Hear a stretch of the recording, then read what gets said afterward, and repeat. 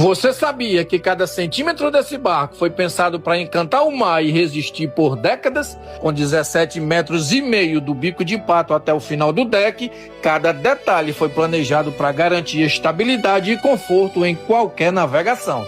Construído no estaleiro do Mamão, no Rio de Janeiro, com oiticica e garapa, madeiras nobres que resistem ao tempo e às ondas, ele é uma verdadeira obra-prima da engenharia naval brasileira.